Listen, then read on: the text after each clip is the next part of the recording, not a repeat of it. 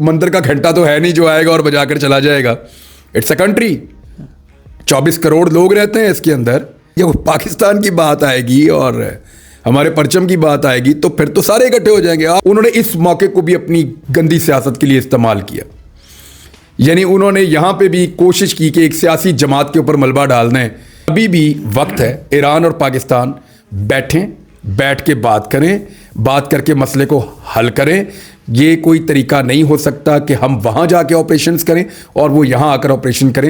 ये नहीं हो सकता कि एक आज़ाद और खुद मुख्तार मुल्क की टेरिटरी के अंदर घुसकर वो खुद अपने टारगेट को अचीव करें और फिर उसके बाद वो अनाउंस भी कर दें कि जी हमने ये कर दिया है. कुलभूषण यादव जो है वो ईरान से ऑपरेट होता था. इंडिया ने और पाकिस्तान के मुखालिफिन ने हमारा जीना हराम कर देना था और इससे शय मिलनी थी इंडिया को और बाकी मुल्कों को कि वो भी इस तरह की शरारत पाकिस्तान के अंदर करें.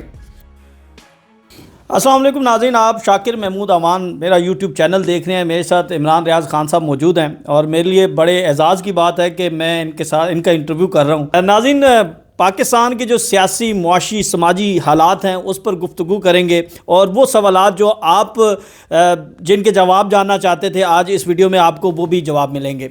इमरान भाई, सबसे पहले हम बात करेंगे ईरान से.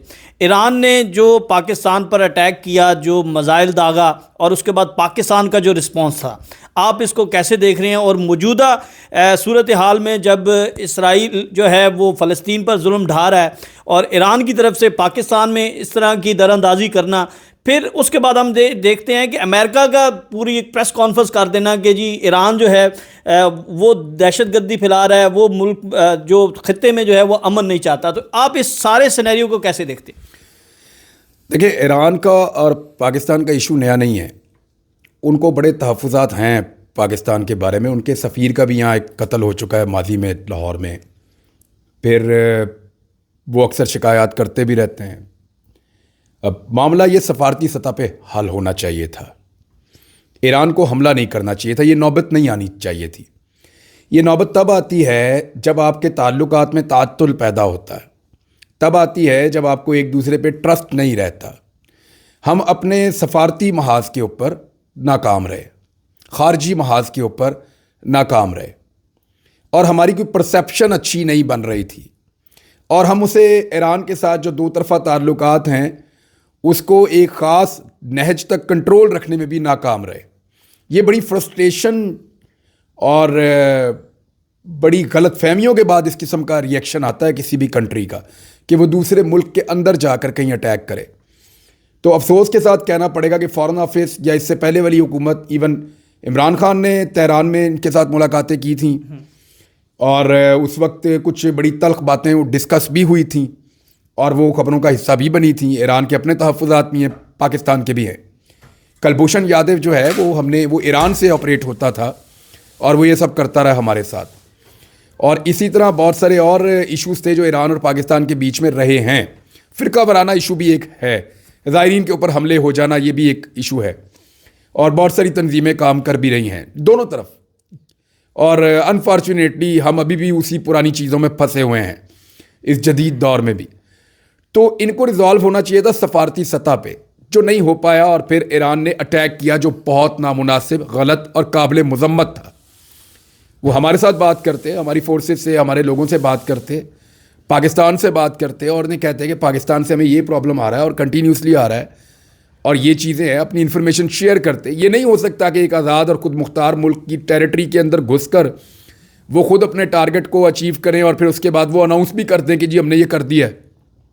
नामुनासिब, गलत, काबिल मज़म्मत. पाकिस्तान ने उसका जवाब पहले सफ़ीर की वापसी की सूरत में, फिर उनका सफ़ीर रोका. तो ये एक सफारती महाज के ऊपर अवामी जज्बात की तर्जुमानी तो थी, लेकिन जिस तरह पाकिस्तान ने उसका जवाब दिया ईरान के अंदर जाकर, तो ये पहल ईरान ने की थी. मैं पहले भी इस बात का कायल था कि दोनों मुल्कों को अपने मसाइल, चाहे अफ़गानिस्तान और पाकिस्तान है, चाहे ईरान और अफ़गानिस्तान है, चाहे पाकिस्तान और ईरान है, ये तीन बरादर इस्लामी मुल्क साथ साथ हैं. इनकी सरहदें आपस में मिलती हैं तीनों की, एक पूरा ट्राइका है ये यहाँ पे. तो इन तीनों मुल्कों को अपने मसाइल को बैठ के टेबल पे हल करना चाहिए. एक दूसरे की टेरिटरी के अंदर जाके हमला करना वो नामुनासिब और गलत चीज़ है, वो नहीं होना चाहिए. لیکن کیونکہ ایران نے پہل کی تھی تو تقاضا تو یہی تھا کہ ہم اس کا ایک جواب ضرور دیں، ورنہ انڈیا نے اور پاکستان کے مخالفین نے ہمارا جینا حرام کر دینا تھا، اور اس سے شے ملنی تھی انڈیا کو اور باقی ملکوں کو کہ وہ بھی اس طرح کی شرارت پاکستان کے اندر کریں۔ تو جواب ہو گیا، پاکستان نے جا کے وہاں پہ حملہ کیا۔ وہ حملہ کس نوعیت کا تھا، اس میں کیا اچیو ہوا، یہ ایک الگ سوال ہے اور اس کے اوپر ابھی بہت ساری باتیں ہوں گی۔ لیکن معاملہ یہ ہے کہ ابھی بھی وقت ہے، ایران اور پاکستان بیٹھ کے بات کریں، بات کر کے مسئلے کو حل کریں۔ یہ کوئی طریقہ نہیں ہو سکتا کہ ہم وہاں جا کے آپریشنز کریں اور وہ یہاں آ کر آپریشن کریں۔ دونوں خود مختار اور آزاد ملک ہیں، دنیا اس سے فائدہ اٹھائے گی۔ ایران کے خلاف جو لوگ کارروائی نہیں کر پا رہے بڑے لمبے عرصے سے، وہ اس سے فائدہ اٹھانے کی سچویشن سے کوشش کریں گے۔ ہمیں جتنا رسپونڈ کرنا چاہیے تھا، جو ضروری تھا، وہ ہم نے کیا ہے۔ اب میرے خیال میں چیزوں کو حل کرنا چاہیے۔ ہاں، اگر ایران کا مزید دل کرتا ہے یا کسی اور ملک کا دل کرتا ہے تو اب یہ کوئی مندر کا گھنٹہ تو ہے نہیں جو آئے گا اور بجا کر چلا جائے گا۔ اٹس اے کنٹری، 24 کروڑ لوگ رہتے ہیں اس کے اندر، مذاق تھوڑی ہے۔ تو بات چیت سب سے اچھی بات ہے، اور برادر اسلامی ملک ہے، ان کو اس بات کا ادراک کرنا چاہیے تھا۔ انہوں نے غلطی کی، اس کی ان کو سزا ملی، اب آگے بڑھنا چاہیے۔ اچھا، اسی سے چھوٹا سا ایک کومنٹ، اس سارے معاملے پر نیشن ایک دفعہ پھر اکٹھی ہو گئی، اس سے پہلے کچھ ڈویژن نظر آ رہی تھی، آپ اس کو کیسے دیکھتے ہیں؟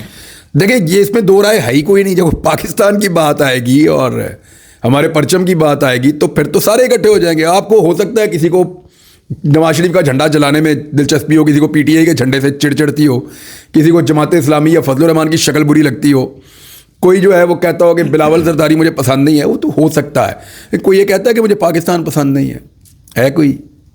ایسے تو نہیں ہوتا نا، ایسے تو نہیں ہوتا۔ وہ پاکستان کے معاملے میں سارے اکٹھے ہو جاتے ہیں، لیکن بدقسمتی سے میں نے پھر وہی چیز دیکھی جو میں نے ہمیشہ اس خاندان کو کرتے دیکھی، شریف خاندان کو۔